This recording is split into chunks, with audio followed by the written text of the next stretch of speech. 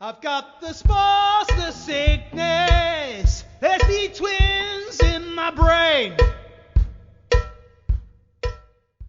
Hello, everyone, and welcome to the latest episode of What's Under the Hood podcast. Where today I'm joined by my fellow Domestique Ethan and by the super combativity winner at the 2023 Giro, Derek G. How are you? I'm good, thanks. How are you guys? We're good, thank you. I saw on Strava that you were doing some pretty big rides already, so we're early in the off season. Yeah, it's like the best time of year, November. It's you're far enough out that you don't have to be doing super specified intervals or something, and you just get to ride your bike a lot. So I've been loving it. And your teammates are doing even bigger rides. I heard. Yeah, I was telling you about my buddy Riley. He's joining the pro team next year, and he's doing ridiculous hours. Like 30 something last week, and he just loves to ride his bike, I guess. It's preparing for the step up quite well, let's say. And maybe we can go through your career in a chronological way. So first we start your first years of cycling, your junior years. You were doing both track and roads. How did that work out? And what were your plans for the future? Because at that point, I think you were planning on being a track rider in the future and not that much roads yet, I think. Yeah, actually, I did track and road up until I was a junior, and then when I started first year junior, I stopped doing track. So I was fully just racing road for the 2 years as a junior. Went to Junior Worlds both times, and then I actually kind of quit the sport. Decided, oh, okay, this isn't for me. Becoming a pro is way too hard. I'm gonna go to university, and I did a year there, and I think I was doing a chemistry lecture or something, or a chemistry lab, and I was writing it out, and I'm like, I miss riding my bike. This is horrible. And kind of the pathway back was the national team coach reached out to me and said, hey, do you want to try track as a pathway to the Olympics? And there was a road program associated with it that just did kind of amateur stuff in Belgium over the summer and some low level UCI racing in Canada, and that was kind of my pathway into the track. Okay.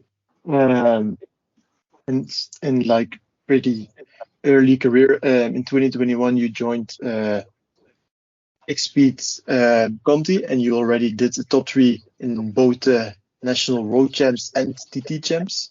So I guess at that point you were also having more and more ambition on the road again.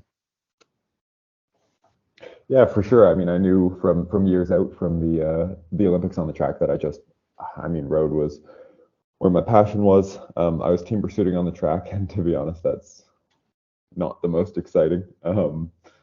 It's not. It doesn't have the same variation as road, and kind of the same level of excitement. So I knew I wanted to at least try and give it a swing on the road and see if I could make it as a pro. So yeah, I was on a continental team out of Canada. I did 2 race days because the Olympics took us until August, and just the national TT and the national road race. And actually, it was part of what helped me get a spot on the development team of so Israel Cycling Academy. Was that that year the race was won by my now teammate Guillaume Boivin, and he put in a good word for me. I think he put, it was a hard course. I went there, but I think he put something like 5 minutes into me in the final. Yeah, we were talking about it later, and he was like, man, what were you doing? You lined up with aluminum wheels, and I was like, hey, I was on a nice bike, and he smoked me, and he was like, yeah, you're pretty strong, and he put in a good word with the team. So that was actually what got me into the program that I'm still in now. When it actually Probably. came to the cycling, road cycling side, did you have any inspirations growing up at all? Yeah, I'd say the biggest one for me, it's got to be Cancellara. I really like time trials. Where I'm from was big into time trials. There's a club in my hometown called the Ottawa Bicycle Club, and they run just weekly time trials, sort of like the 10 milers that are famous in the UK. And so it was a 15-kilometer time trial every week, and I had been doing those since I was 9 or 10. So I really loved time trials just because that was kind of the culture of the area, and so of course Cancellara, that mixed with what he could do in the classics, that was someone I massively look up to. Same with Zdeněk Stybar, because I watched so much cyclocross as well, on the winters in Canada on the trainer. My dad and I used to just watch cyclocross every week, so Stybar was a really big inspiration for me. And talking about cyclocross, I saw you did 2 crosses in 2021, I think, in the year you were at X-Speed Continental 2. Is that a thing for the future? Well, I started when I was 9 or 10 doing the time trials and the local cyclocross series. And I did that until I was probably 16, 10 races a year, kind of over the fall and the winter. And then in 2021, my girlfriend was a professional cyclocross racer. Now she's doing track to try and go to Paris Olympic Games. But she was a professional cyclocross racer for many years. Did one mostly in North America. Did a season in Europe with a Belgian team, and so she was doing provincial championships. I went out and raced provincial championships, and it was humbling. I'll say I don't think I quite have the bike handling skills necessary to keep racing cyclocross. Okay. And do you still watch it? Like the winners cyclocross is on at the moment. Do you watch it in the weekend or? I haven't watched much this year, but usually when I go home to Canada and I have to get on the trainer, I'll just watch whatever's on. Especially the last couple of years, especially the women's side has been so exciting. I've watched basically all those World Cups. On the men's side, though, it just seems like every time I turn it on, it's a blowout by Van der Poel or Van Aert. Sometimes you get a really good fight between them, but yeah. I can't say I'm enough of a fan to watch the men's racing when Van der Poel and Van Aert aren't there. Then on to 2022, you went on to join Israel Development. Because of your amazing performance in the national championships, and that performance, I guess, was also like almost pure on track training and not like with a specific preparation for those races. Yeah, it was horrible. I felt unbelievable for 2-3 hours, but the race is 5 hours, and it hits you pretty hard. There's not much worse than trying to do any kind of road race really on track form, because you don't know when it's gonna come, but the wall's coming. And I experienced it a little bit at Road World Championships this year, but luckily I was out of the race so quickly that didn't have time to suffer it out. Do you know when Israel actually contacted you? Yeah, I'm actually. So what happened was I reached out in the build up to the Olympics, and the performance manager Paolo Saldana, he said, well, you've got really good numbers, because my one-offs from the track were really good, but there was no repeatability, there was no, obviously I had good 4-minute power, that makes sense, but there's no way to back up to see if this guy can race a road bike, so he said, try and find a team, and just kind of show that you can race, kind of to the power that we're seeing, and yeah, we'll sign you up. And then at the end of 2021, he reached out. He said, hey, do you have a team yet? And I was like, I have nothing. And he's like, okay, well, we'll get you a spot on the development team, and a gamble for them signing an old rider to their development team. But no, I'm really grateful. And if you see how 2022 started off in the Gran Camino TT, I have to say a horrible TT position, and you finished fifth on in the time trial, so that's very impressive. Yeah, it was it was, I think, a mix of things, because I mean, looking at that start list, you know, it's a lot of climbers, so it may be, it was more of a showing of, oh, okay, this guy actually can ride. Yeah, I think more maybe they were looking at my power file and going, okay, well, maybe we fix this guy's position, he can do better, but you know, this is something that shows positively for the future. So that was really massive. I mean, it wasn't a TT heavy field, you know, it was such a hard race that teams had sent, you know, climbing rosters. So, but to get fifth, yeah, I was ecstatic. Yeah. I get that. And then a couple months later, you become national time trial champ. So yeah, that's even more impressive because, and I think at that time your position also, was the same as in Gran Camino. So also still a big margin on that part.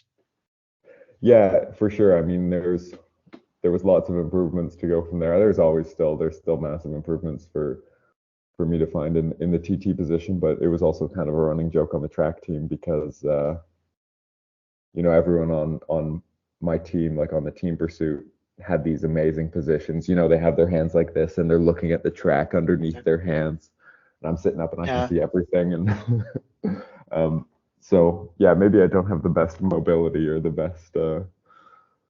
best position, but I'm working on it slowly. Talking about that team pursuit, you talked about your 4 minutes power. What's the best 4 minutes power you ever did? Oh, the best I ever did would be 600. But that was peak just doing track, you know, probably in the gym twice a week, and maybe a little bit heavier than I am now, but I just managed to crack 600 for the 4 minutes. Yeah.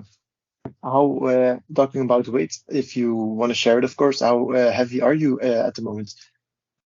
At the moment, I'm sitting probably 75. Yeah, 75, 76, somewhere in there. We'll see. It's off season. I'm trying to avoid the scale. We all saw how good you were climbing in the Giro, even on the short mountain stage. Yeah, 75 kilos is not light for such a stage, so that makes those things even more impressive. Yeah, it's a little intimidating, honestly, lining up, looking at the profile, and then looking around at all these guys who are, you know, 5'2" and 50 kilos, and you're like, uh-oh, this guy's gonna do some damage today. Back to 2022. After becoming national champion in the time trial, you cracked top 20 in the World Championships time trial, and that may looks a bit less impressive, but I think that performance was more impressive than the national championships one. Correct me if I'm wrong. Power-wise, I'm not sure. I think actually the national championships was my best ever power for an hour. The World Championships was tricky because it was such a technical course, and it was so on and off the gas. I mean, the World Championships in Australia I think it was a pretty technical TT course as far as I remember. But Yeah. So I don't think the power was as good there. I think nationals or something was 430 for the hour, which was I think still to to this day my best performance over an hour certainly on a TT bike or in a race. But yeah, the World Championships time trial, that World Championships was interesting that year because after nationals, I raced Commonwealth Games on the track, and I crashed quite hard. In that crash, that Matthew Walls went over into the stands and tore my bicep. So, and that was the start of August. So that took me off for 2 months as like 2 months, month and a half, and it was just kind of trying to get back in time for the TT World Championships. I could actually only ride a TT bike on the trainer because I couldn't support myself with my biceps, so that was my prep for the for the Worlds there. That's crazy. Well, she was so short before the World Champs and still cracking the top 20. That's pretty insane. Well, it kind of showed in the road race. I got very dropped. That was one of your first rides back on the road bike, maybe to the road race. Yeah, I got back on the road bike not too long before that. So it was kind of inevitable what was going to happen. Just like thrown straight into the deep end there, aren't you? Really? Yep. Just. Oh well, I lined up and I knew it was going to happen. Especially we hit that first climb, the long one before you hit the circuit, and I was just thinking, oh, I'm not making it 270 kilometers, that's for sure. And then maybe we can go on to 2023, like in the winter building up to 2023, obviously going to the Pro Tour team. Did you have the feeling that you were getting so much stronger, like? Because we all saw what happened in the Giro. Did you have the feeling that something like that was going to happen, that you were so strong? Actually, it was a little bit of the opposite because I think when I was on the development team, it's obviously a very professional structure. That the development team is really well run and it's really well supported. But when you're doing a training camp over the winter with a bunch of under 23s, you go so hard and you ride so hard. You do so many, races up climbs. So I was doing these massive power numbers going into the 2022 season because that's just how, how training camp was going. Everyone's racing up every hill. And whereas, when you get to the pro training camp, it's like everyone knows where their goals are. Their goals are in March, their goals are in July, even opening weekend, their goals are still a couple months away. So, it wasn't the same. I knew obviously my training volume had increased and it was a massively different approach that I was used to. But, when you pull up Training Peaks and you see that in 2022 you've hit all these, PB numbers and then you had a good season and then you're going into 2023 and you're thinking, well, sure, I'm doing more training and more specified training, which is obviously is better. But you're like, oh, I wonder if I actually am even capable of still hitting the numbers that I did before. So no, I definitely wasn't expecting to have a jump to that level, especially because the racing is just so much harder when you make that step up to the World Tour level races. When it came to the Giro, though, coming so close after so many times, did it have an effect on you at all? Not really. Maybe now when I look back. You look back at it, yeah. Yeah, at the time it was like, oh, I'm in the fight again. That's sweet, Didn't expect that, and it was like that every single time. But when I look back at it now, it's kind of like, oh, where could I have made that difference on any one of those stages? Because now, I mean, the first one when Healy won, nothing I could have done. The last one where Buitrago won, nothing I could have done. The other two, those are the ones that it's what could I have done differently in that stage to make the small difference on the line. And it's frustrating too because I was in 7 breakaways in the Giro, 6 of them went to the finish line. I know how rare that is, not from a what I did perspective, but from a how the race was raced perspective.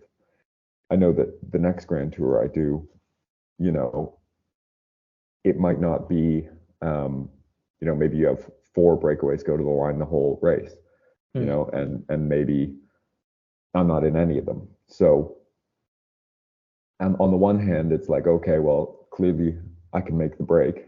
That's nice. That's handy. But on the other hand, it doesn't necessarily mean that I'll get another opportunity like that the next Grand Tour that I do. You know, it might not be for years. So sometimes when I look back on those ones that I missed by a tiny margin, I'm like, oh, that could have been a big one.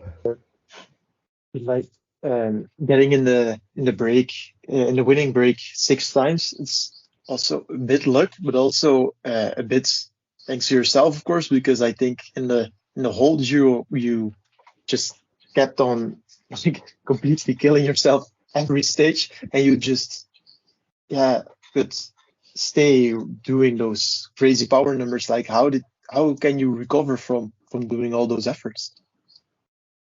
I genuinely don't know. I was not sleeping well. I was not. I think a really big part of it, to be honest, was the conditions. It rained the first 2 weeks almost continuously, and being a bigger guy, I genuinely think that made a huge difference. Just not being as affected by you know, the really those elements, and you know, if you have a classics field in those conditions, they're all big guys, you know, no one's gonna you know, really be too affected by that. But when you have, you know, a Grand Tour field and there's a bunch of skinny climbers and they have to do 2 weeks in the rain, and illness creeps in, and all this, it I think plays a massive role. So I think maybe the things that held me back in the mountains, you know, being a big guy, also probably made it possible for me to even be up there by the end of it, just because yeah, it really takes a toll doing 2 weeks of cold and rain. And I'm Canadian, so you know, it's more I'm used to it. You spend a lot of cages in the break, but riding in the cold and wet weather. You spent even more cages. Like, how much did you eat the whole Grand Tour? You had to eat tons of food every evening. It was awesome. I loved it, because I also came in kind of heavy. So I was 76.3 kilos at the start of the Giro, and I ended the Giro at 73.6 kilos. But I did not stop eating. I like every single day I did not stop eating. On the bike, breakfast, post ride, dinner.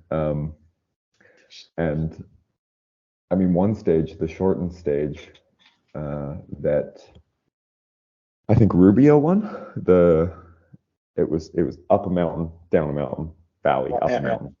And I didn't think I'd be in the break. I wasn't supposed to be in the break, so I just packed, you know, solid food and everything. And the descent was super sketchy up top and then super fast at the bottom. So we made the break, get to the descent, and we hit this valley, and all I've got are like bars in my back pocket.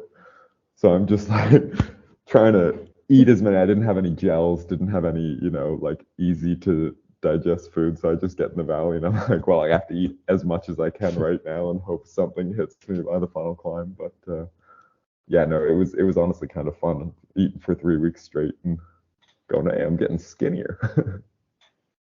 Do you still only eat healthy food, or in the Grand Tour can you like also eat chips on the bus or something? I mean, so we have a chef, and she made healthy food, but it was so good that I wasn't really craving anything. You know, she'd make dessert, and it was unbelievable. All our meals were unbelievable. It was, I think I've maybe done one race before with one of the team chefs, and it's just, you feel so spoiled, especially when you do the year before the Conti races, and you're just staying in a French hotel and eating, plain pasta, and that's just what you're used to. It's like, okay, that's bike racing. And then you go to a race with a big target race of the team, and there's a team chef there, and it's What amazing. were what were like some of the meals that the chef was making? Oh, it was crazy. One night we came back and there was this whole spread of like Indian food.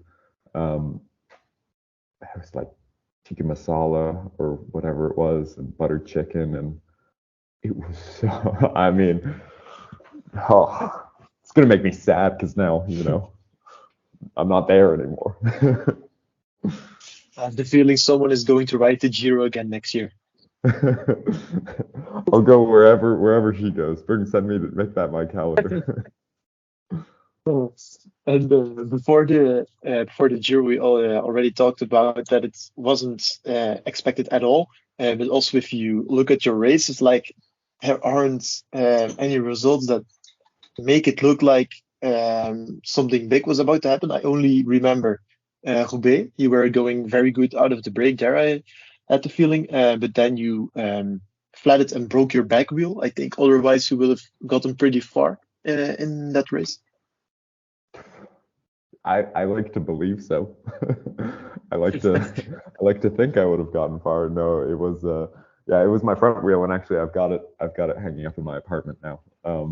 They let me keep it, but that one was pretty heartbreaking at the time because like you said, I had no results, so that was at the time my big opportunity. And I mean, it's Roubaix, it could have happened on the next cobble sector, or it could have been that, I come out of I come out of Ehrenberg and I'm in the front group, and then I just get dropped, or I flat, or I crash, and so you never know. But yeah, at the time it was pretty heartbreaking because I was thinking that was the perfect position to be in. Yeah, exactly. Yeah, and you look like Stuart Bugs was in the same break, and he had gotten very far. I think almost top 10, and he's a type that is like totally not suited for Roubaix. I think you are way more suited to Roubaix. Same, you are heavier. You are like a diesel in bike races. So yeah, it's a pity indeed. Maybe next year you can get in the break again and make up for it. I hope so. I could just say they owe me one. Guys, come on. I got robbed last year. You got to let me go up the road again. And then after the Giro, you rode the Bristol Cycling Classic, and with super compensation in the legs, you I think you weren't positioned good before the Muur, I think, and then you just blasted up the Muur, top 5 time on Strava, 550 watts for 3 minutes mid race. So I guess you had some good legs back then. Yeah, it was almost exactly what everyone had said. I remember when I first found out I was going to the Giro, I was rooming with Chris Nealons, and he was telling me, man, after your first Grand Tour, it's unbelievable. I think he won a race straight after his first Grand Tour, and maybe right after his second Grand Tour as well, something like that. He was telling me, he's like, you don't feel the chain. You feel horrible, and then you don't feel the chain. It's like you think you're on the worst form of your life, and then you're unbelievable. And I didn't really get it, but I was rolling around in the neutral of Brussels, and I was like, I should just quit.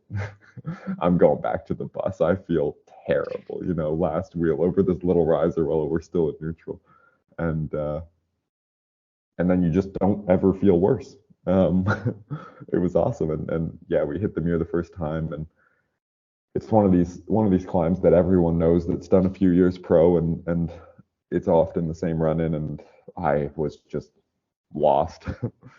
I was like, where does this climb start? You come down, couple sweepers, right hand, you hit it, and I was so far out of position. But I started riding by guys the first time. I'm like, hey, I feel pretty good. And by the time I got to the top, the break was gone already.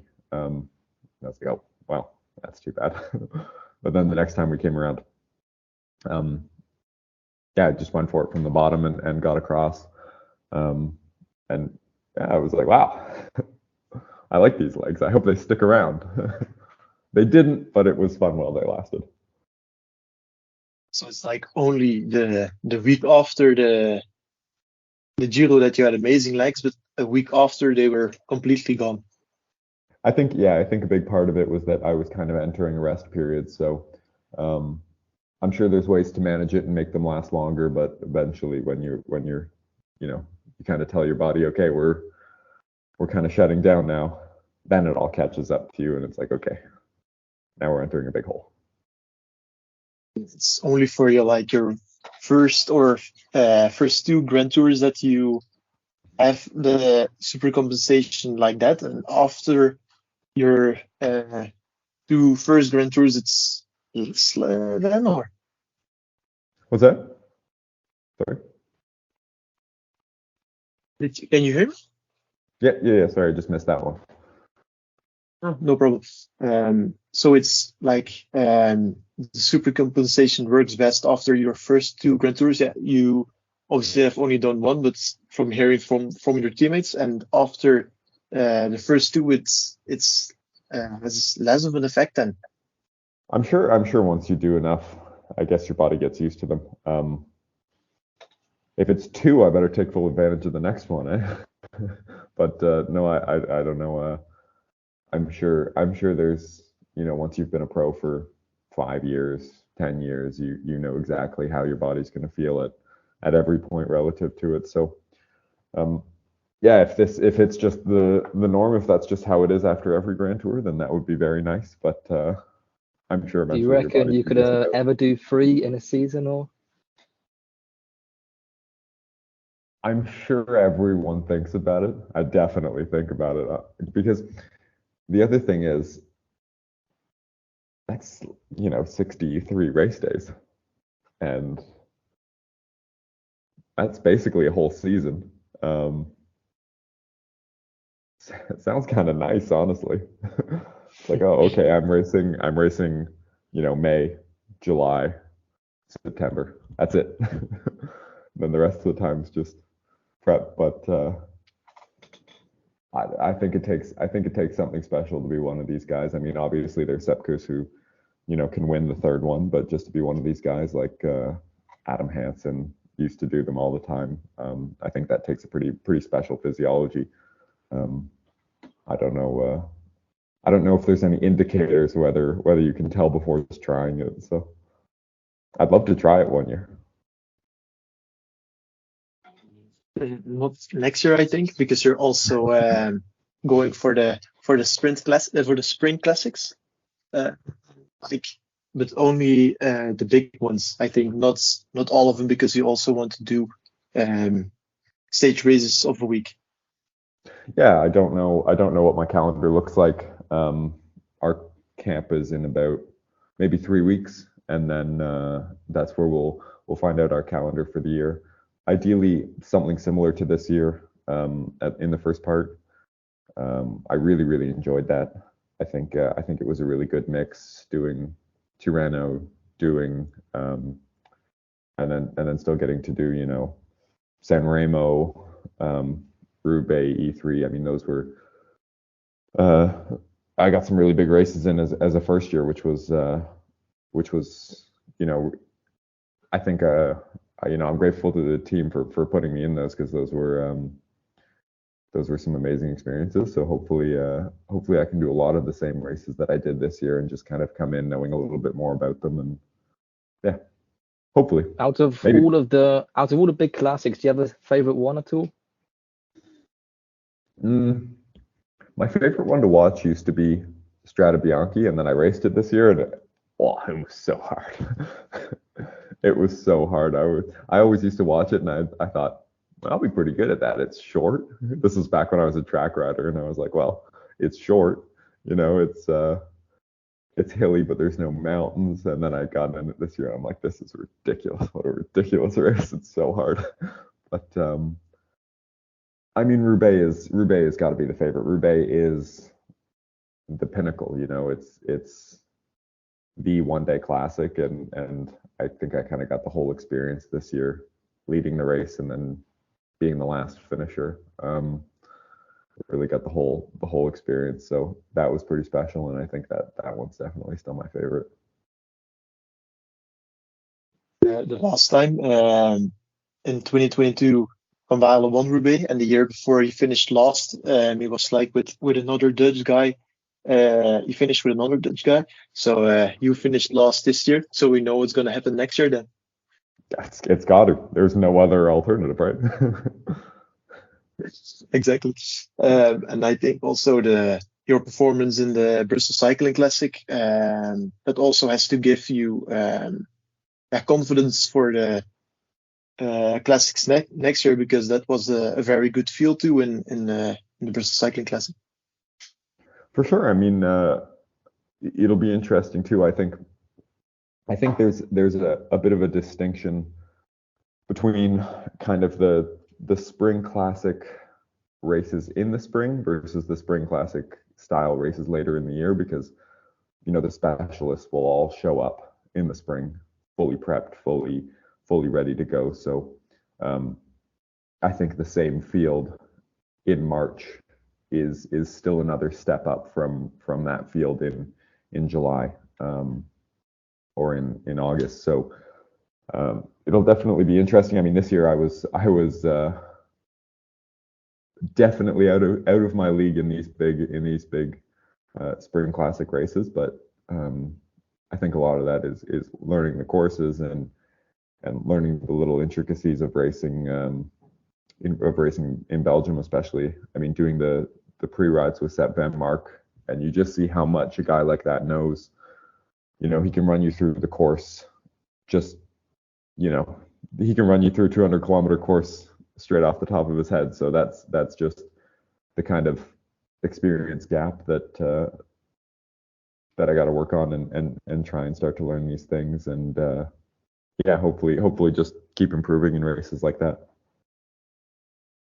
The race which would be good for you too is the Wars of Vlaanderen. I think, I don't know if you recall it, but Alexander Kristoff and Oyer Lascano were in the break, and Lascano cracked the top three out of the break. You obviously have to be insanely strong for that. His power file's ridiculous, absolutely ridiculous. But that's like a type of racing which would suit you, I think. I remember it well. I was screaming at my TV.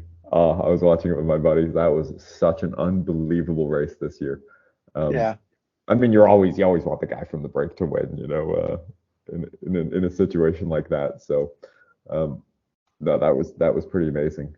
And actually, I think maybe Guillaume went top 10 there this year, but it's definitely a race that I definitely want to do. I mean, to be honest, there's not many races on the calendar I wouldn't want to do. So.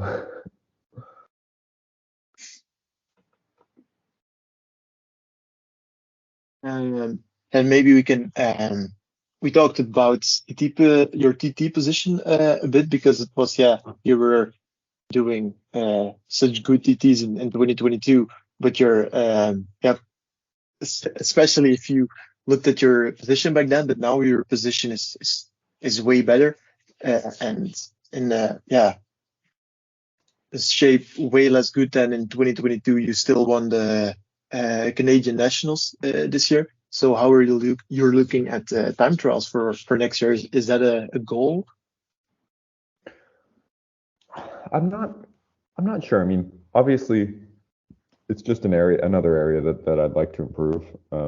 I don't think I have to pick and choose what to focus on yet, and what to kind of put all my energy behind. The problem with TTs in my mind is that to be kind of viable to win them, you have to be one of the 5 best in the world, because it's the same guys who win every TT. So there's definitely less opportunities there, and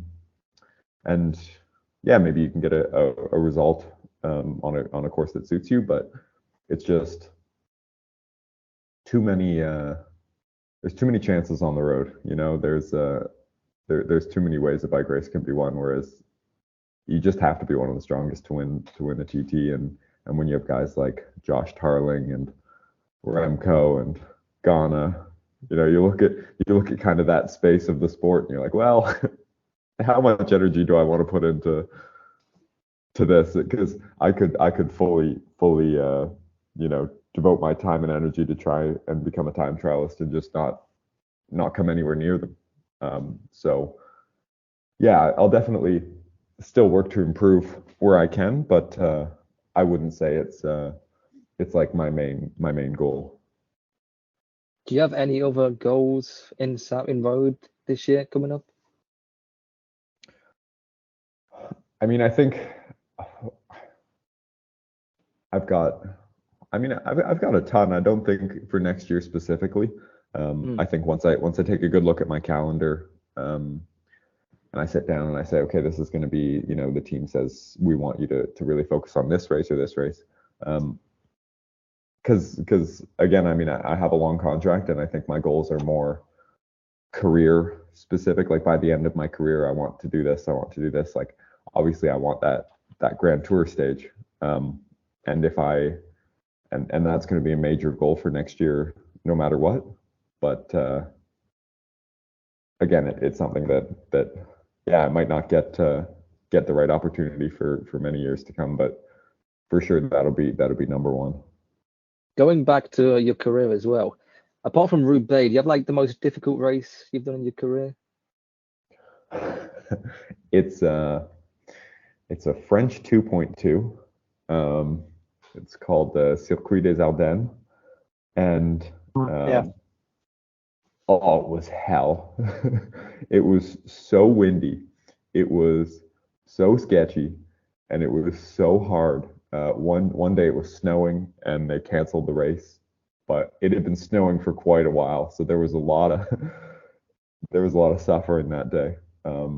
I just remember the race getting absolutely shattered in the crosswinds every single day, and there's no organization. It's a 2.2. You don't have teams taking control and fights for the crosswinds. You don't have it's like, oh, okay, there's a crosswind now, hope you're in position, and then the race shatters. And if you have legs, maybe you start moving up. One day, I was right at the back. We hit this false flat crosswind section, and I rode myself through the groups to the front of the race, hit the front group, blew up, just started going backwards through groups for the rest of the race. It was the hardest race I've ever done. But it's because a lot of times with the World Tour racing, the selection happens so deep into the race. If a selection happens 5 hours into a race, are you really suffering that much, or can your legs just not turn over anymore and you're out the back? But these short 2.2s in France, it's just on the gas all day, and that one was definitely the hardest. And we talked about what's already, but what's your best performance ever, odds wise? If you can have one in mind. This one I'm skeptical about, because I think maybe my power meter was reading wrong, but I'm gonna go with it anyway. Last year in 2022 at the team camp with the Continental team, I did a 20-minute that was something like 4:90. And that's I haven't come close since. Granted, I haven't done a 20-minute one-off, but I looked at it afterwards and I went, "Are you sure about that?" So that was for sure my best performance watts wise. I mean, I did some other performances that camp. I think maybe 30 minutes at 460, and so I was definitely going well, but I think I was also in that zone between being a one-off track rider where I didn't have any fatigue resistance, I didn't have any repeatability, all I had were these really big one-offs, and then that was mixed with maybe some longer miles, and I entered this little sweet spot where I could do really, really big one-off powers. So that was my best, but that was still one where I was kind of going, okay, maybe we're reading a little bit high today. Yeah, if you see how you rode in the Giro, like especially the shortened mountain stage, yeah, you have to be able to do big watts for that. So yeah, I guess maybe the power meter wasn't reading wrong, and you're just so good. Well, yeah, I mean, I that's the thing is I used to look at bike racing, and I used to look at the powers that would be, released after the bike racing, and this pro did this many watts in their winning attack, and I'd be sitting on the couch going, I could do that no problem. And then you'd go out and you do that power, and you're like, wow, easy. And then you get in a bike race and you realize how hard it actually is. Whether it's because a lot of times you're also doing that power after what is arguably a harder effort to be in position, to make that attack work, and with 5 hours, 6 hours in the legs. So I think the racing this year especially has given me an appreciation for what these guys are able to do so deep into a race. And maybe change my mentality a bit from when I was sitting on the couch going, those numbers aren't so high. But you were, yeah, like doing them almost literally back to back in the Giro, and I remember that your watts were very big too. Also, again, especially on the shortened mountain stage, but also in the Nico dance stage, because I think you came back there. You weren't in the like the group that seemed to go to the line. And I remember like it was a long and tough final there, and you had done a lot of work the weeks and days before. So, and you just kept pushing those watts back to back. So yeah. Yeah, that was definitely a hard stage. I was in the break with Simon Clark, who knew the roads really well, and he told me, he lives around there, and he just told me, this is where you have to attack to make separation if you want to get back to the front of the race. And we had Stevie Williams doing a great job pulling, so it was kind of like, well, now or never, I got to try this. And I got up the road, and actually Nico Dennis was flying that day. Like every pull he did once we got our little group going, he was making me suffer even on the wheel. And then he led me out basically from 900 meters and beat me. So I remember, I'm sure I was doing big numbers that day, and I can't imagine what he was doing. That finish by Dance was, I think, the craziest finish that's from the whole Giro, maybe from this year. That was such a crazy sprint. I never saw anything like it. Oh, it was like Vanderpool at Amstel Gold. It was the same thing. Yeah. Just start the sprint from the front, and I couldn't come out of the wheel. What can you do? Maybe a last question. If you had the choice to choose a Grand Tour for 2024, which one are you riding again, the Giro or going for another option? That's a really tough one. I mean, I think, the Giro, obviously I'd love to go back because it's the Giro. But the Tour is its own, it's in its own category. It's the biggest race in the world, and I would love to do it. I mean, it's kind of a win-win for me, honestly, because if I go to the Giro, I'm happy. If I go to the Tour, I'm happy. If I go to the Vuelta, I'm happy. But if I had to pick one, it would be the Tour, I think, just because I've never raced it before, and it's such a, it's an achievement just racing the Tour. It's a big part of a career lining up for the Tour de France. So it's definitely something I'd be keen to do as early as possible. With the line with the Olympics, I think you have the ambition to, in particular, the road race. Maybe I think that would suit you pretty well. And if you can have that super compensation from the Bristol Cycling Classic again. Lines up perfectly. Yeah. And how are you looking at the World Champs next year? Because it's like a very tough parkour, but you have shown to be able to handle tough parkour. So Yeah, I actually haven't taken a good look at it. All I saw on Twitter was people saying, "Oh, okay, Pogacar world champion 2024," which really, to be honest, doesn't tell me anything about the parkour. Um, but yeah, I'll have a look at it. I mean, it's world championships, you know. It doesn't. It's not, you know. There's maybe 5 guys that are really in the running if it's a hard enough race. I don't think I'm going to be winning world championships out of the break, but you never know. Stranger things have happened.